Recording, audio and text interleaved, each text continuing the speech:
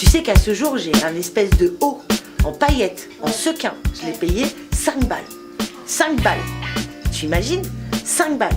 J'étais dans des cocktails parisiens où les meufs, elles venaient me voir. Je te dis, oh, c'est magnifique votre haut. Quel est le créateur qui fait ça? Comme ça. Eh, mais je te jure, véridique quoi.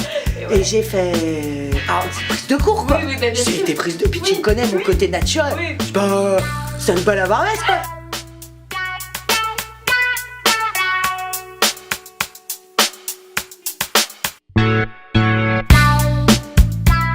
J'essaye de vendre en fait ce qu'on appelle en général le green fashion.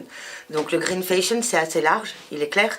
Moi le concept que j'ai développé du green fashion c'était l'optimisation de tout ce qu'on a dans ces placards. C'est-à-dire tout ce qu'on achète, c'est le porter ou c'est si on le porte plus le donner pour que quelqu'un d'autre le porte. Optimiser ce qui a déjà été créé.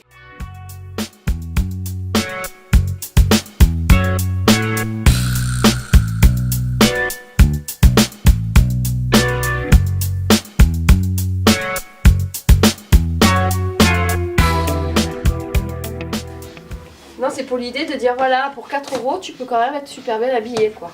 Bah, tu peux avoir du style quoi. Ouais.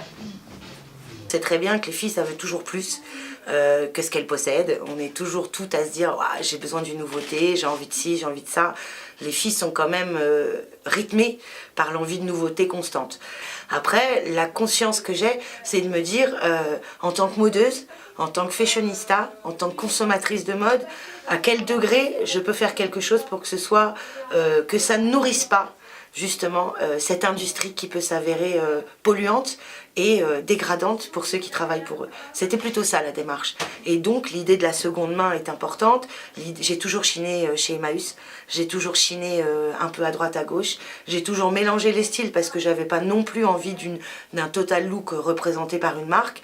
Donc voilà, donc c'est aussi ça en fait, c'est cette démarche de dire attention les filles comment vous achetez votre mode, attention à n'acheter que ce que vous avez besoin parce que nourrir cette envie qu'on a toutes de plus, c'est nourrir quelque part les intérêts de ceux qui produisent la mode à des coûts ridicules. Tu sais qu'avec des pièces de 1-2 euros, tu te rends pas compte, tu claques 100 balles comme ça. Hein. Mais bon, je suis interdit de chinage, c'est comme Omar Sharif dans les casinos, tu vois. Je suis Omar Sharif de la Chine, les mecs, je suis interdit dans les...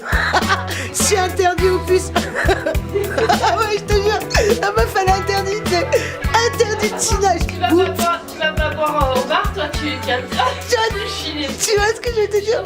Je pense que la recette vraiment de la modeuse de maintenant, c'est ça. C'est cette petite recette de dire un tiers de contemporain pour 2 tiers de vintage. Parce que le vintage, c'est un savoir-faire d'époque. C'est des matières, encore une fois, qui sont incroyables. C'est des coupes incroyables. C'est par moments des créateurs qui n'existent plus. Parce que quand on achète une pièce, c'est savoir d'ores et déjà avec quoi on va le porter. C'est déjà savoir avec quoi il peut s'accessoiriser. C'est d'avoir une consommation consciente, en fait, vraiment. Parce que, une pièce qu'on a achetée, qu'on a mis une fois et qu'on garde 6 ans dans son placard, quelque part l'intérêt est minime sur la pièce. Donc l'important c'est de savoir s'en défaire, ne pas avoir trop de valeur affective sur ces pièces parce que la mode ça vient, ça revient, ça passe, enfin tu vois c'est un éternel recommencement mais en même temps une pièce qu'on n'a pas mis depuis 3 ans, il y a peu de chances qu'elle nous aille au bout de la 4e année ou que d'un coup on ait un flash en se disant mais cette pièce est fabuleuse. Donc c'est savoir s'en défaire, c'est savoir se rapprocher de dépôt-vente pour optimiser encore une fois son placard et le rendre marchand parce que il y a une valeur marchande dans nos placards. Donc c'est tout ça, c'est donner vraiment une seconde vie à la matière. Parce que si toi tu le portes plus, peut-être qu'il peut faire le bonheur d'une pote ou d'une nana qui tu vas le déposer en dépôt-vente.